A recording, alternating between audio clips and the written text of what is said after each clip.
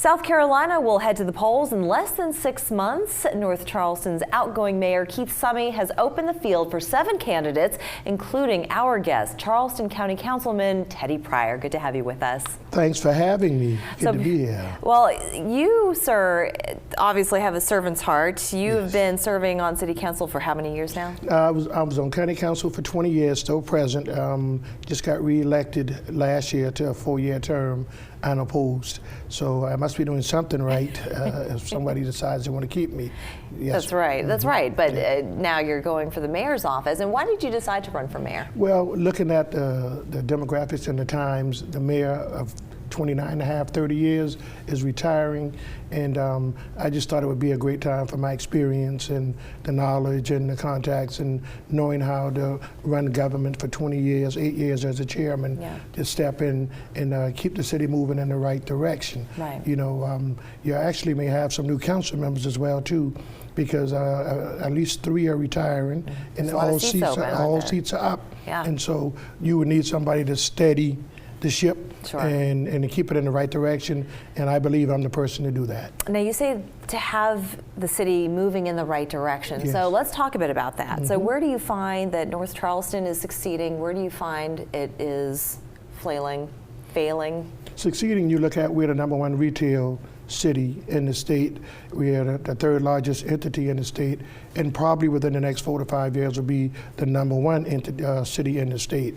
And so when you look at the economic development that's come here for Boeing, Mercedes, you look at all these industries that have come behind them, the spin-offs, you know, Cummins engines and all those. So you want to make sure that you keep them happy and keep them here and keep people employed, but also you want to make sure that, you know, other people or other industries come in as well too, because North Charleston is a great place to do business, and we want to keep it like that.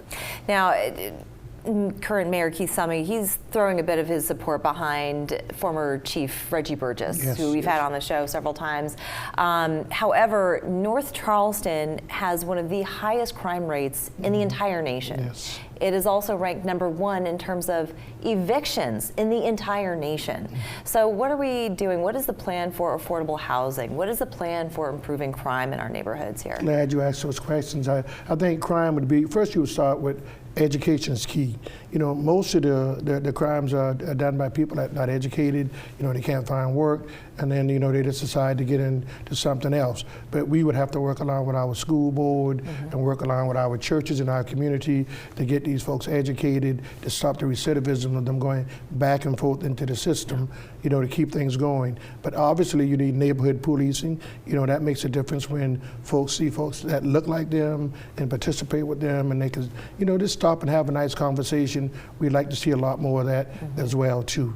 Now, I had this conversation with former police chief Reggie Burgess, and that was what he endeavored to do when he first came on this program. That's what he said. He was going to go street by street throughout the neighborhoods. However, we're still experiencing so much crime. So besides just glad handing, what else can we do to improve the state? We can start working in our schools with our kids, you know, trades. That's one thing. You know, you can start teaching these kids trades. You know, Boeing and Cummins, those have programs where you get these kids in high school. You know, they pay them to train and work, and if they decide they don't want to go to college, then they could start working at the factory full time.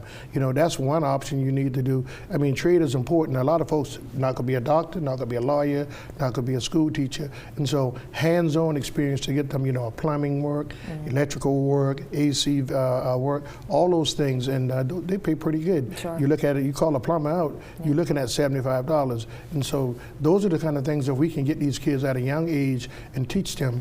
I think that will really decrease crime a lot, because they will have something to do other than standing on a corner. It also starts at the home though, doesn't it? Yes, it starts on the home with parents, and you know, it starts in the churches as well too, because on every Sunday the churches probably got their vision for at least 2 to 3 hours, and so, you know, I would like to see our churches open up more on Fridays and on the weekends, so these kids can go play video games, maybe use a gymnasium to keep them off of the street, you know, to stop them from going to the mall or going to other places to getting in trouble. Absolutely. Well, we've got a little less than 6 months before Election Day in November, so any particular events that are coming up that you want folks to know about in the near future?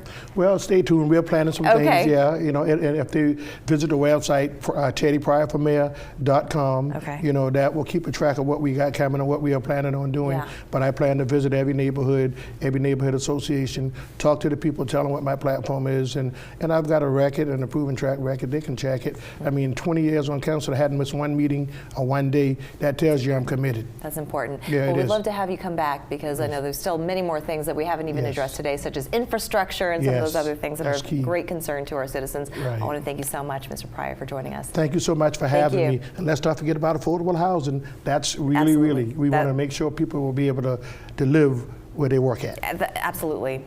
We're back after this.